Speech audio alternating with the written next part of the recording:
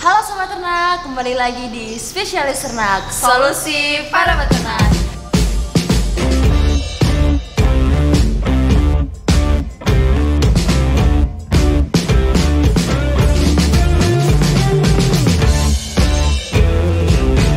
Gimana nih kabar teman-teman semua? Baik-baik aja kan?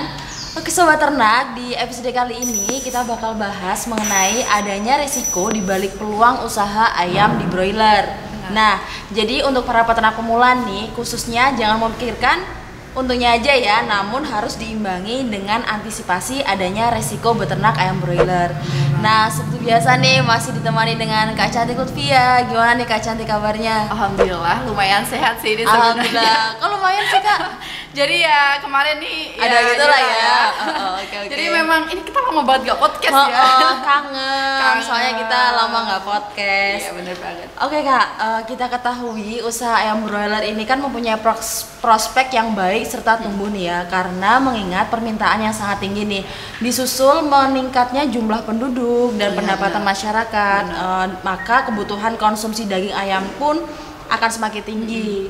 Peluang usaha ayam broiler dapat memberikan keuntungan dalam waktu yang sangat singkat. Namun di balik itu terdapat resiko usaha ayam broiler ya Kak ya. Oke, jadi bener banget yang dibilang Kak Laras. Memang di sini tuh usaha ayam broiler di sini tuh memang peluangnya ini sangat menggiurkan gitu ya. Tapi di sini memang ada resikonya selama beternak ayam broiler kayak gitu. Ini khususnya untuk para peternak pemula ataupun calon peternak di sini harus mengetahui apa aja sih di sini resiko dalam beternak ayam broiler selain ada peluang usahanya gitu.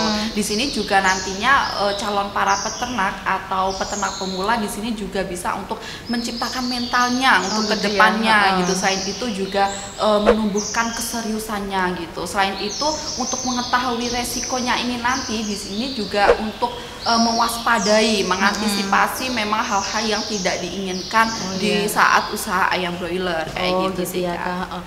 Lalu nih Kak, apa aja sih Kak resiko usaha ayam broiler yang perlu peternak ketahui nih? Karena pastinya peternak pemula bisa mengambil langkah antisipasi yang ingin beternak ayam broiler nih Kak. Jadi benar banget di sini kalau kita membahas resiko ini sebenarnya tergantung dari tingkatan peternaknya gitu. Jadi yang pertama adalah performa ayam. Jadi di sini calon para peternak atau peternak pemula di sini harus diketahui bahwa performa ayam di sini kan berkaitan dengan bobot badan ayam broiler. Nah, kalau kita membahas ternak ayam broiler, pasti yang dikejar di sini adalah bobot badannya. Ya, di sini hal-hal yang mempengaruhi performasi ayam broiler adalah salah satunya adalah manajemen pemeliharaan, kondisi cuaca, kualitas DOC-nya, pakannya juga kayak gitu. Sebenarnya banyak banget. Dan paling yang krusial di sini adalah penyakit. Nah, kayak gitu. Jadi di sini manajemen pemeliharaan di sini juga merupakan faktor terbesar ya dalam mencapai performa ayam broiler. Tapi selain manajemen pemeliharaan di sini juga ada yang namanya FCR. Jadi FCR di sini merupakan faktor utama juga gitu. Dan FCR di sini kaitannya dengan pakan. Nah, jadi kebutuhan pakan yang dikeluarkan gitu. Jadi ketika FCR di sini rendah, di sini pasti terbilang bagus juga performanya gitu. Selain FCR di sini juga ada yang namanya BEP atau biaya pokok produksi gitu. Jadi ketika BEP yang dikeluarkan di sini kecil, nah terus FCR-nya juga bagus rendah, jadi pasti di sini performa ayam juga bagus gitu, atau bobot badan ayam juga proporsinya dapat dicapai secara maksimal kayak gitu. Jadi selain dari manajemen pemeliharaan, FCR, BEP di sini juga peternak harus ketahui yang namanya penyakit. Nah, di sini yang paling sering sekali menyerang ayam broiler adalah penyakit gumboro. Nah, di sini penyakit gumboro ini memang menyerang sistem kekebalan tubuh ayam ya gitu. Jadi ketika sistem kekebalan tubuh terserang, pasti di sini dia akan nafsu makan turun gitu, lemah, letih. Memang di sini aktivitas untuk makan di sini juga pasti akan menurun ya. Di sini pasti kualitas si ayam juga pasti menurun dan harga jualnya pasti juga akan rendah gitu ya, sih Kak, seperti itu. Oke. Jadi untuk masalah pencapaian bobot badan ayam broiler itu tidak serta merta bahwa bobot badan bagus hasilnya pasti bagus ya Kak ya. Benar. Namun juga dipengaruhi lagi salah satunya adalah FCR dan BEP-nya Kak tadi ya Kak. Untuk itu FCR ini sih apa sih Kak itu sebenarnya FCR ini Kak? Nah, di sini sebenarnya FCR atau feed conversion ratio di sini adalah perbandingan jumlah pakan yang dikeluarkan selama pemeliharaan sampai panen di sini dengan total bobot badan ayam sampai panen. Nah, gitu ya. Jadi ketika di sini FCR di sini rendah, di sini pasti dibilang performanya bagus gitu. Gitu ya. Tapi di sini biasanya kan peternak gini, wah di sini ayamku kok kecil-kecil padahal kan udah dikasih makan gitu, udah dikasih makan banyak. Nah, tapi di sini bobot badan tetap kayak gini atau naik-naik kok ya? Tidak sebanding sih dengan pakan yang dikeluarkan. Nah, kayak gitu ini juga bisa mempengaruhi FCR yang bengkak gitu, FCR yang tinggi, biaya pakan yang tinggi. Nah, di sini pasti FCR juga akan tinggi tapi tidak mencapai proporsi bobot yang maksimal kayak gitu ya, sih Kak. Berarti FCR ini termasuk ketika FCR atau feed ratio conversion ini rendah, jadi hitungannya bagus ya Kak ya. Bagus ketika Kak, benar-benar. Lanjut mengenai resiko apa aja sih di usaha ayam broiler setelah pencapaian performa nih Kak?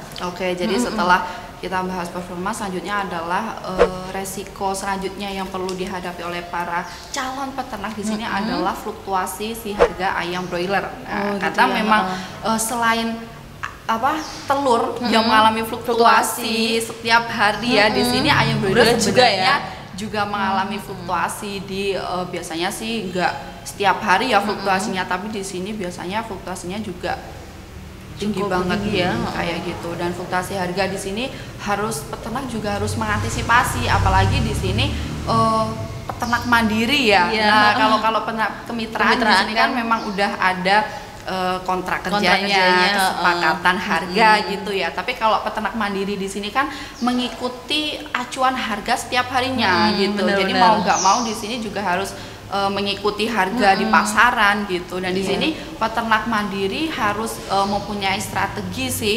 gimana apakah mau menjual sendiri hasil panennya, diolah sendiri, pasti di sini kan harganya akan meningkat ya, atau memang langsung dijual hidup ke broker. Tapi di sini biasanya harganya nggak beda ya, pasti beda jauh kayak gitu. Jadi di sini peternak mandiri khususnya calon peternak mandiri di sini harus mengetahui harga atau permainan di pasaran, di lapangan tuh kayak gimana sih ya? Gitu. Gitu ya Kak.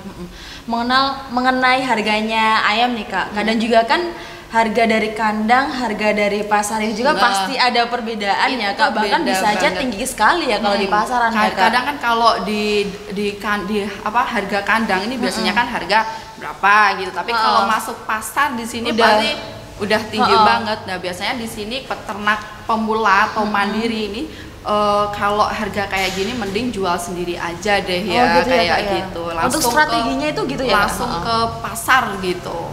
Gitu ya, kayak gitu sih.